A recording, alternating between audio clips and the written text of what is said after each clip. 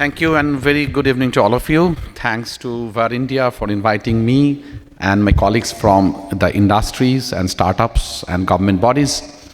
So this is a very exciting scenario or exciting phase of the technology where we have the enormous amount of data, right? First we were actually having the lack of data, right? How to get the data, But now we are at an age that where we can actually pick up the data from every devices, right? We have the smart watches to the smart buildings to the smart agriculture, smart home, right? Everywhere we have. So now the next part is that how to use the data. So to use the data, we have to push the data to some infrastructure, and we need the processing resources to mesh the data and to generate a quite good insight, which is analytics, right? And now the industry is driven by the analytics drive, right? Everywhere we try to take a decision, it's not our perception, it's a more a data-driven decision, and that is working, and that seems to be quite good compared to the perceptions what we have, because the changing scenario, the changing environment, the changing business, changing technology, right? We can only capture if we can focus on the data. And that is my drive also. That is my personal drive I am doing for the last almost 10 years, right? I'm speaking with government, I'm speaking with different startups and entrepreneurs that, hey, how we can do a digital transformation. So when we speak about the data and when we speak about the infrastructures, obviously security comes into the topmost play, because we are handling the data which are individuals, which are of the state, of the country, which are of the core business values of the company. So how we go ahead, because the way we are doing the processing in the positive way, there is a hell lot of thing going on the back end, which is called the dark web or dark policies, by which there is a hell lot of technology which is also working in that particular way.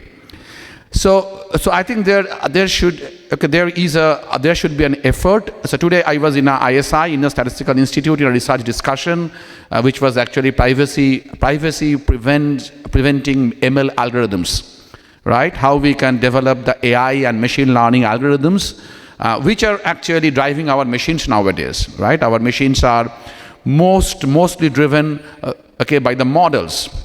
That any services you take, right? Any services you take from any of the big companies, right? Big entrepreneurs, right? They are mostly driven by the models of AI or ML models. Now these models use a huge amount of data, and this is not a data stationed as a particular box, right? Because the gigantic volume of the data forces us to move into infrastructures like cloud, data centers, right? Distributed computing, where we know that there are data are in variable boxes of sizes. So now the thing is that how we can understand the security in terms of the variability, and that is the greatest challenge, because previously the data was in one box, right? And we have secured one box. Now it is not only one box, multiple box. And here this is not only multiple box, the communication at the back end between the multiple box and the sources, and the sources are various services. It's not a particular organization is giving one service, it is giving variety of services, and this variety of services are working on different application stacks. So different application stacks are working on the different boxes of data, or on mix and match boxes of data, and in a different type of communication platform. Some are working on field, some are working in the backbone, some are working in some sort of intermediary network. So now this variability in data and network and applications, if we see in a wholesome way, we surely find a lot of challenges. Okay, so challenges are hey, do you have the algorithms, whether the algorithms are scalable, right? Whether we have the network devices which can actually, they can sustain this amount of vulnerability, or they can actually resist this amount of vulnerability, what can be exposed due to this variability in the nature of everything, okay? So now these are the challenges which are coming up, and I am pretty sure that obviously that means we have a lot of technologies coming up, right? Privacy preventing technologies are one of the good things which are already being some way matured, right? But this needs to be taken taken care through more research and more rigorous practice in the industry.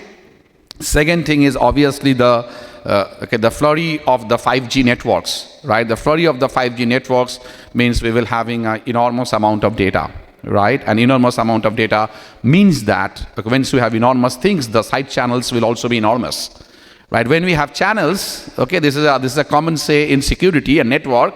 When we have channels, we have side channels, right? And the side channels are the ways, are the pipes by which your eavesdropper will try to capture something, right? So now if we take the side channels that will be there, so the only way we can prevent that, how we can do the privacy preventing communication or privacy preventing processing.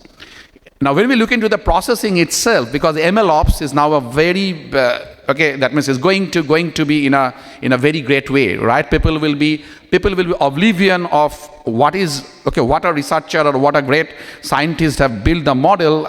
Being an entrepreneur, you are not so much interested on what is in the model. You are interested on what's the outcome of the model, right? What's the business value the model is generating for me. Now the thing is that the model itself is a data network. Those who understand model, they know that the model itself is a data network. It consists of the various structures, right? And each structures, if we just tweak the data, right? If I tweak the data of a weight of a model, right? The model behaves completely different, approach. It can be very, very, very faulty model, and that can lead to something which is dangerous thing. That means you believe your model, and the model was tested but somebody attacked the model, and the model become completely vulnerable. So this is also a scenario which is upcoming in the industry. I have been in some of the conferences in Europe, right, where this has been very strongly discussed, and some of the business conferences in Delhi, right? So I've seen that means it is good. AI is pretty good, but you have to make your model secure. You have to have some sort of way that how we can do that. So two things I said: the privacy prevention, the activity of data handling and data processing. Secondly, that you have to secure your model, right? Third is the vulnerability in authentication. Authentication, though it's a very good word, right? We use a lot of things to authenticate, but the data of the authentication itself makes you vulnerable.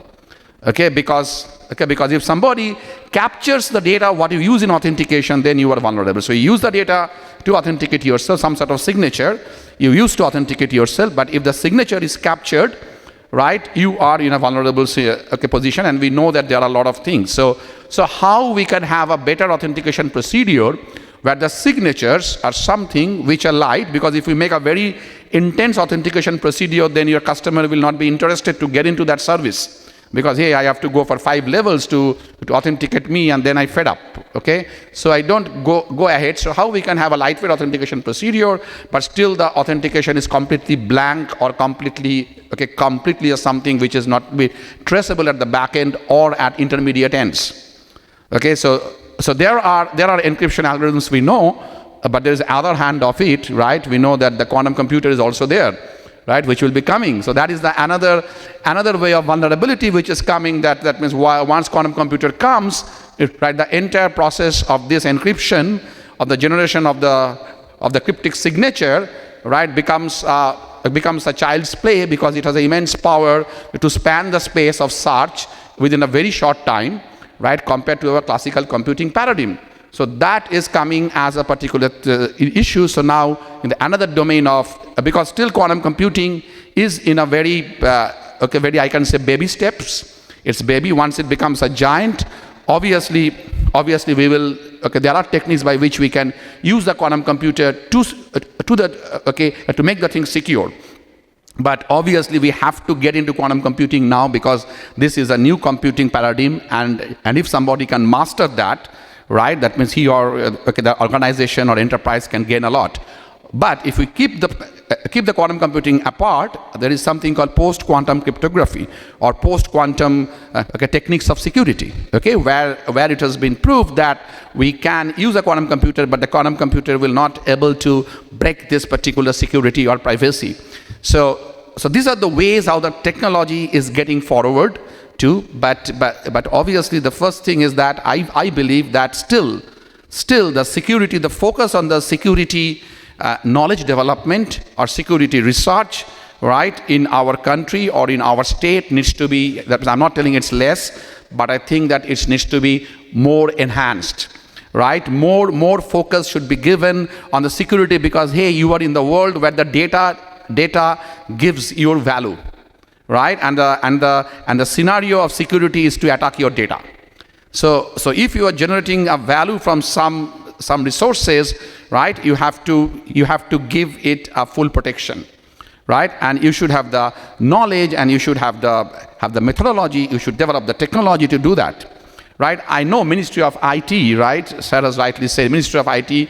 That means I closely work with them, and they are really very focused of developing or actually supporting any sort of research or any sort of technology development in the security. In fact, they give the first priority, okay, to the research activities, right? And I know the government of West Bengal also. I know the Department of IT and our police services. They also have a very thrust on security, and they organize regular programs on security. But what is required is that we need to generate a sort of, okay, some sort of enterprises, right, which actually generate security solutions. Because if we look into the solutions perspective, right, in our country, right, we don't have much security solutions generated, right? And I think that there is a lot of business proposal or business proposition that we can, in this emerging, okay, domain of security, both in the network and the data, because these are a little bit apart. Network means on your infrastructure, and data means on your process. So when you do that, right, you need to, I think there should be some focus, or startups or big industries should focus on developing some sort of, okay, security strategy, and security development work, security research work should be more prioritized, because I think if you are giving value to the data, you have to do. Second part comes the AI, right? How artificial intelligence can work. Yeah, artificial intelligence can both plus and minus for security, right? We are working on a project, okay, and I am a reviewer of a project of DRDO where we are actually trying to look into that, whether AI is a strong tool for breaking security. AI is a very positive tool, right, for us, because it is generating models. It is helping us without knowing that domain exactly, but still I can interpret what the domain outcome will be. This is a summary of AI. The AI helps you to interpret a domain, right, with only the data and the evaluations performed in the domain, but not getting into the discrete mathematical construct of the domain. And that's why AI is a so powerful tool.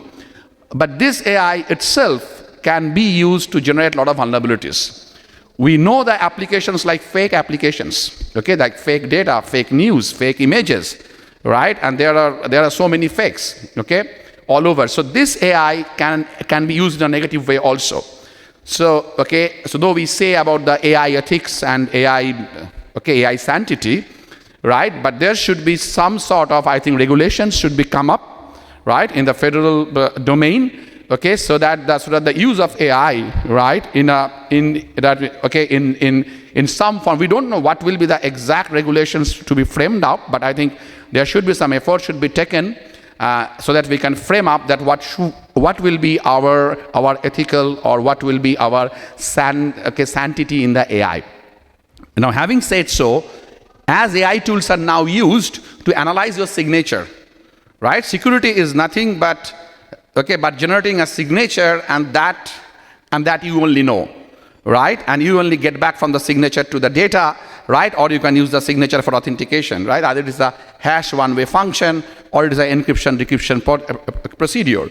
So now AI can be used to predict your signature, right? And that's very dangerous, because signature is a mathematical transform what we do on a data and generate your either your hash value or your encrypted cipher data. But now AI, without getting into the mathematical, by seeing some of the signatures and getting some of your information, can predict that, hey, this will go like this, this will go like this, right? And so we have to develop the stronger techniques, okay, which will be oblivion of the different types of models and can actually, okay, and can still work well, right, when the AI models and machine learning models act and generate the vulnerability in your AI system, okay, that means in your security system. So those, okay, so those are the areas I think where research, industry, right, and organizations should work together, and government should give a sort of support in some form, right, to propagate in these directions. And I think that, yeah, security and AI is a very good game, right? It can be used for a very positive purpose, right? We can make the things very good, but it shouldn't go into the wrong hands. And so for that we have to all to be knowledgeable, prepared, and we should have enough thing in our hand, okay, so that this this doesn't go in the misway, okay, wrong way, okay. So I think that okay, I have that means this is the direction I want to set, and my university, right, does some research work. I am the director of the School of IT, right. I am connected with good number of institutes across the country, across the world. So quantum computing, okay, it's AI-based security analysis, right, and obviously, okay, say AI-based models are one of the core area or core competency of me and my group. So anyone, okay, wants to have some sort of research activity, some sort of knowledge generation activity, I will be very happy to contribute and collaborate. So thank you all once again, Dr. Shahu, for inviting me. He just met me in Delhi, I think, couple of weeks ago. We had a meeting in our IIIT Delhi office, where I am now a visiting professor, and I was very fascinated with his efforts, because IT and digital transformation. I'm just okay speaking this why it is very important, because now digital transformation is at that level. I think okay, our first speaker said that it is penetrating to everywhere. That means education, health, home, so everywhere, water, environment, right, everywhere, food, everywhere digital transformation is getting into, and this is good for the good human use, right, so that our services are more precise, our services are more quality, and our services are beneficial, and our services use less resource. This is all why we use this type of AI techniques or intelligent techniques in the digital transformation. But having said so, as this is going very deep into our activity, we have to have a very good way to protect our data and our network. So thank you once again, and thanks for giving me the opportunity. Good evening to all of you.